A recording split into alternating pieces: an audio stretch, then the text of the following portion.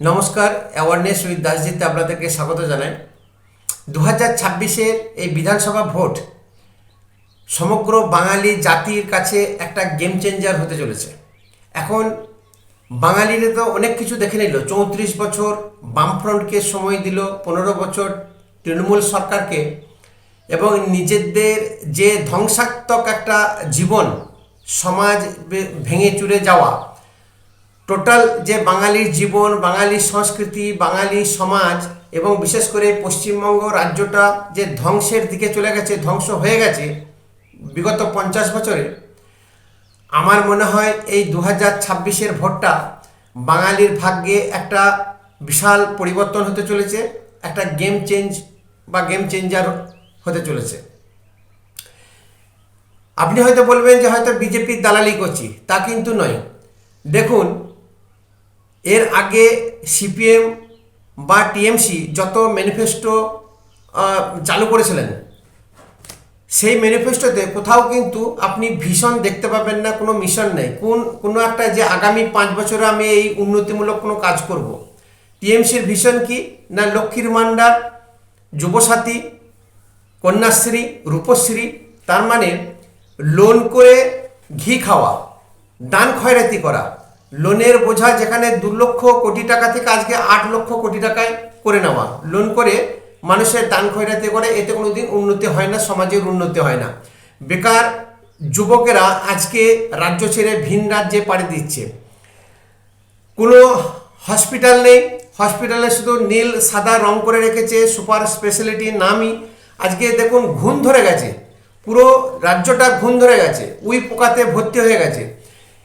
সবথেকে বড় প্রশ্ন হচ্ছে যে বিজেপির সংকল্পপত্রে যে কতগুলো প্রায় জিনিস আছে, 16 থেকে 18টা, তার মধ্যে আমি কয়েকটা জিনিস বেছে নিয়েছি। যেমন প্রথম হচ্ছে অভিন্ন দেওয়ানি আইন, ইউনিফর্ম সিভিল কোড ইউসিসি। এই অভিন্ন দেওয়ানি আইন যদি থাকে তাহলে হিন্দু জন্য আলাদা, মুসলিমদের জন্য আলাদা, খ্রিস্টানদের জন্য আলাদা, এই ধরনের আইন আর থাকবে না।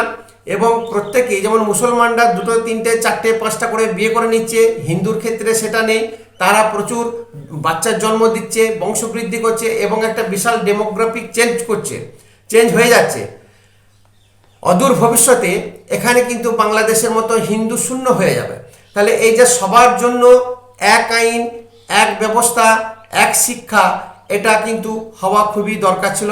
এবং যত বিজেপি শাসিত রাজ্য আছে তারা কম বেশি প্রত্যেকেই ইউসিসি লাগু করে দিয়েছে। সবার আগে উত্তরাখণ্ড সেই জিনিসটা করেছে। আরেকটা জিনিস যেটা হচ্ছে যে যত অনুপ্রবেশকারী আছে তাদেরকে চিহ্নিতকরণ করা, ডিটেক্ট করা এবং তাদেরকে ডিলিট শুধু করবে না, একদম দেশের বাইরে করে দেবে। সে বাংলাদেশে পাঠিয়ে দেখ, পাকিস্তানে পাঠিয়ে দেখ বা সমুদ্রের জলে নিক্ষেপ করুক। এটা একটা বড় জিনিস হচ্ছে। সবথেকে আরেকটা বড় জিনিস হচ্ছে যে লাভ জিহাদ এবং ল্যান্ড জিহাদ। আমরা দেখেছি ধর্মান্তরিতকরণ করে মুসলিমে কনভার্ট করা, জায়গা জমি দখল করে নিয়ে মুসলিমে কনভার্ট করা, ভয় দেখানো এবং বিশেষ করে আদিবাসী সম্প্রদায়ের মহিলাদেরকে বিয়ে করে সে মুসলমান সেই আদিবাসীর জঙ্গল জমি দখল করে নিচ্ছে। এবং শুধু তাই নয়, আদিবাসীদের যে এসটি সার্টিফিকেট, ভুয়ো এসটি সার্টিফিকেট মুসলিমরা পর্যন্ত বানিয়ে নিয়েছে। আজকে সুপ্রিম কোর্টের ধাক্কায় প্রায় 5 লক্ষর বেশি ওবিসি এবং এসসি সার্টিফিকেট বাতিল হয়ে গেছে।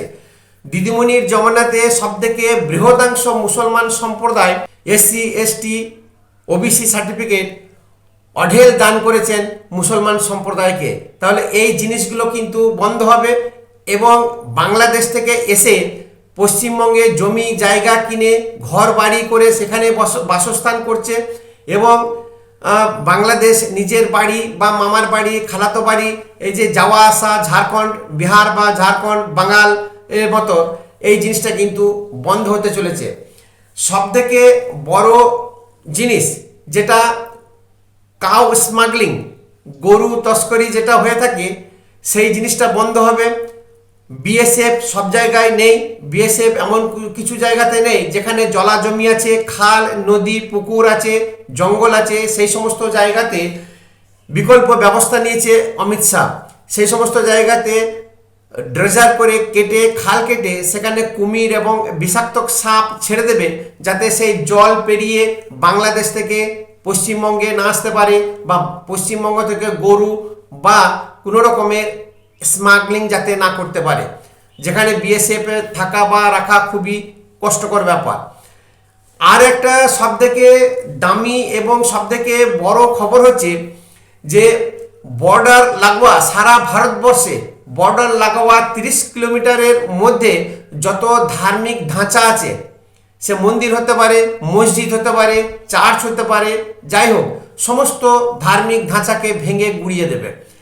তার কারণ এই ধার্মিক স্থল থেকেই বেশি অনুপ্রবেশ হয়, এই ধার্মিক স্থল থেকেই যত রকমের কুকীর্তি কুকাজ এবং অনুপ্রবেশকারী বলুন বা সন্ত্রাসবাদীদের আখড়া হচ্ছে এই ধার্মিক স্থল। বিশেষ করে মসজিদ যেখানে আছে সব থেকে সেখানে এই আশ্রয়স্থল।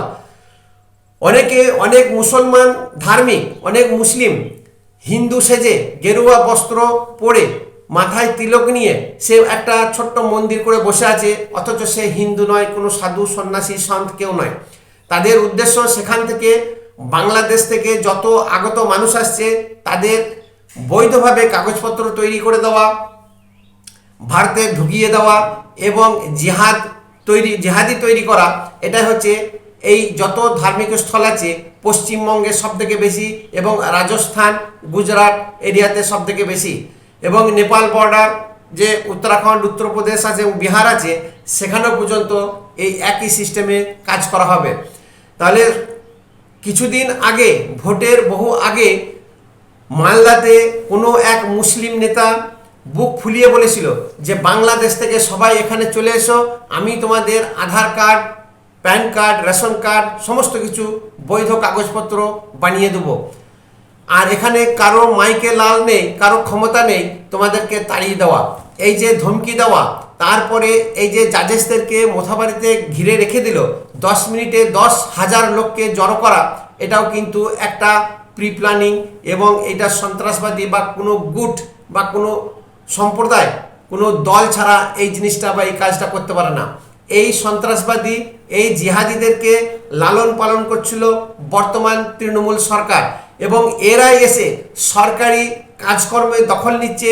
সরকারি যত পজিশন আছে সেই জায়গায় বসে তারা নিজেদের কাজকর্ম করছে, এবং বিশেষ করে তাদের প্রথমেই বক্তব্য হচ্ছে যত মৌলানা মৌলবী মুমিন আছে তারা প্রত্যেকেই জলসাতে বলে থাকে যে মুসলমান একমাত্র শুধু হুঙ্কার দিয়ে বা গাজওয়ারি করে আগে বাড়তে পারবে না, খুব ট্যাক্টফুলি মুসলমানকে আগে বাড়তে হবে। তার জন্য যত সরকারি পদ আছে প্রত্যেকটি সরকারি পদে মুসলমান থাকা জরুরি। আইএস, আইপিএস, বিডিও, মানে এসডিও থেকে শুরু করে সমস্ত জায়গায় যদি মেন জায়গায় মুসলমান থাকে তাহলে মুসলমানদের আর কোনো সমস্যায় পড়তে হবে না। তাহলে বুঝতেই পারছেন, একটা কোনো জায়গাকে ক্যাপচার করার জন্য গণতান্ত্রিকভাবে যে মুসলমানরা ধীরে ধীরে এগিয়ে আসছে সিকিউলারের নাম করে, এবং সিকিউলার রাজনীতি বা সিকিউলার দেশকে কিভাবে ওরা জিহাদে পরিণত করছে, কিভাবে নিজের কাজে লাগাচ্ছে, একমাত্র তারাই জানে। এবং যে সমস্ত হিন্দু সিকিউলার রাজনীতি করছে তাদেরকে নিয়ে যে ছেলেখেলা করা বা হিন্দুদের উপরে অত্যাচার করা, হিন্দুদেরকে নেগলেক্ট করা, এক হিন্দু আর এক হিন্দুকে নেগলেক্ট করছে, তাদের বিষয় আশয় ব্যাংক ব্যালেন্স সব বাড়িয়ে নিয়ে তারা দেশ বিদেশ পাঠিয়ে দিয়ে দেবে, দেশ ছেড়ে দেবে। তাহলে বুঝতে পারছেন যে এই ধরনের আইন বা এই ধরনের একটা শক্তপোক্ত সরকার কেন দরকার। আজকে আমাদের রাজ্যে দিনে দুপুরে রাত্রে মা বোনেদের ধর্ষণ হচ্ছে, ঘর বাড়ি জ্বালিয়ে দিচ্ছে, তার কোনো কিন্তু বিহিত হচ্ছে না, এবং কন্টিনিউ একটা বহু সংখ্যক গোষ্ঠী হিন্দু, একটা স্বল্প সংখ্যক গোষ্ঠী মুসলমান তারা দিনের পর দাবি রেখেছে। এই দাবি রাখার মুখ্য কারণ হচ্ছে আমাদের সিকিউলার রাজনীতি যে সমস্ত নেতা নেত্রী আছে তারা সবসময় হিন্দুকে দাবি রাখা, মুসলমানদেরকে ব্যবহার করা, এই যে মুসলমানদেরকে ব্যবহার করে কন্টিনিউ আসছে, তার ফল কিন্তু আজকে সিপিএম কংগ্রেস এবং তৃণমূল কংগ্রেস বুঝতে পারছে। তাই আজকে হিন্দুর রুখে দাঁড়ানো খুবই দরকার। বাংলাদেশ থেকে শেখা আমাদের খুবই দরকার। আবার যে সমস্ত বাংলাদেশ থেকে হিন্দুরা বিতাড়িত হয়েছে, সেই বিতাড়িত হিন্দু এই দেশে এসে আবার সিকিউলার রাজনীতি করে, মুসলিমপন্থী হয়ে যায়, হিন্দু বিরোধী, দেশ বিরোধী তারা স্লোগান দেয়, কাজকর্ম করতে থাকে।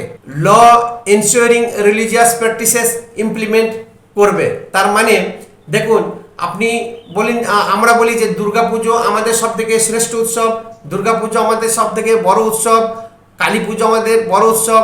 তাহলে এই দুর্গাপুজো নিয়ে যে কতখানি কোর্ট কেস কাছারি হয়েছে, দুর্গাপুজো বিসর্জন করতে দেয়নি, কার্নিভেল করতে দেয়নি, মহরম বা ঈদ মহরমের মিছিলের জন্য দিদিমণি এইরকম মুসলমানদের যেভাবে তোষণ এবং মাথায় তুলে নেচেছেন, হিন্দুরা, হিন্দুর দেশে ভারতের বহু সংখ্যক একটা জাতি তাদেরকে দাবিয়ে রেখেছে। এই যে নিজস্ব ধর্ম, নিজস্ব পূজা পাঠ নিজের দেশে থেকে যদি না করতে পায়, তাহলে সে পাকিস্তানে গিয়ে করবে কি? এই জিনিসটাও কিন্তু মমতা ব্যানার্জি যে দাবি রেখেছিল, সেই জিনিসটা এমনভাবে আইন তৈরি করবে সেই যাতে কোনো রকমে, বিশেষ করে হিন্দু সম্প্রদায়ের কোনো পুজো পাঠ বা ধর্ম রীতি রেওয়াজ মানাতে কেউ যেন বাধা সৃষ্টি না করতে পারে। আজকে মুর্শিদাবাদে, বেলডাঙ্গাতে এবং রেজিনগরে, মালদা মোথাবাড়িতে যত হিন্দু আছে তাদেরকে ঘর বাড়ি জ্বালিয়ে রাজ্য থেকে বিতাড়িত করেছিল আজ 1 বছর আগে। তারা সেখানে মন্দিরে পুজো করতে পারে না, তারা সেখানে ঘন্টা বাজাতে পারে না, সেখানে মৌলবীদের বা মসজিদের পারমিশন নিতে হবে, দুর্গাপুজো কখন কি পুজো করবে, ঢাক ঢোল বাজাতে পারবে না। এই যে একটা মানে বাধা, সেই বাধাকে দূরীকরণের জন্য একটা রিলিজিয়াস প্র্যাকটিস বলে ল ইমপ্লিমেন্ট হবে। এই যে নানান একটা জিনিস, শুধু যে দান খয়রাতি, সামাজিক প্রকল্প, অন্নপূর্ণা ভাণ্ডার, যুবসাথী, বেকার ভাতা বা অন্যান্য যত ভাতা প্রকল্প আছে, এগুলো তো থাকছে। তার সঙ্গে এই জিনিসগুলো একটা রিকনস্ট্রাকশন না করলে পরে একটা জাতির উন্নতি হবে না।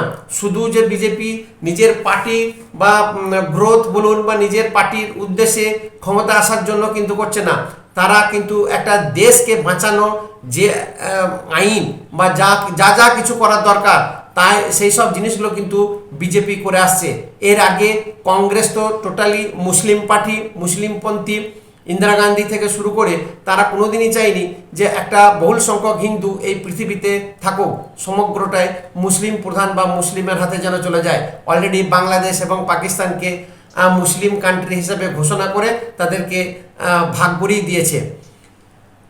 তাহলে বর্ডারে এরকম একটা প্রখর এবং খুব শক্ত প্রশাসন যদি আসে, তাহলে কিন্তু অনেকখানি পশ্চিমবঙ্গ সেভ হতে পারে।